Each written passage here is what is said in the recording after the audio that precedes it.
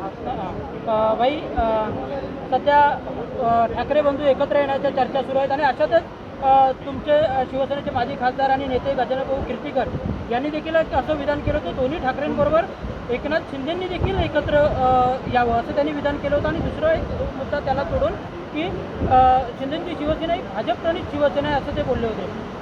मला एक गोष्ट सांगतो मी आपल्याला, गजानन कीर्तीकर साहेब जे बोलले ते त्यांचं वैयक्तिक मत आहे, ते पक्षाचं मत नाही.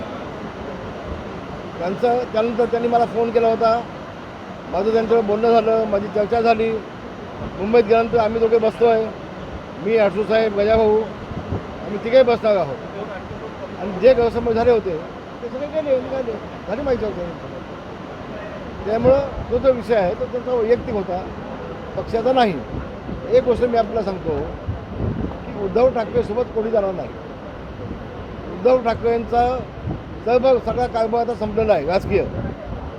हम दो हमारे तीन एवढंच शिल्लक राहणार आहेत. ते मी अनेकवेळेला बोललो आहे. म्हणून ठाकरे ब्रँड आता आमच्याकडे आहे. शिवसेना प्रमुखांचे विचार आमच्याकडे आहेत. शिवसेनेचं नाव आमच्याकडे आहे. शिवसेनेचं सिम्बॉल आमच्याकडे आहेत. ठाकरे ब्रँड आता आमच्याकडे आहे. आणि ज्या उद्धव ठाकरेंनी बाळासाहेबांच्या पाठीत खंजीर खुपसून काँग्रेससोबत सोगी केली त्या उद्धवकडे ब्रँड कसा असू शकतो? ठाकरे ब्रँड असू शकत नाही.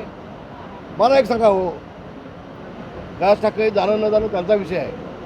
पण ज्यावेळेला आदित्य ववलीमध्ये उभा होता विधानसभेला तेव्हा राज ठाकरेंनी त्याला मदत केली आणि निवडून आणला.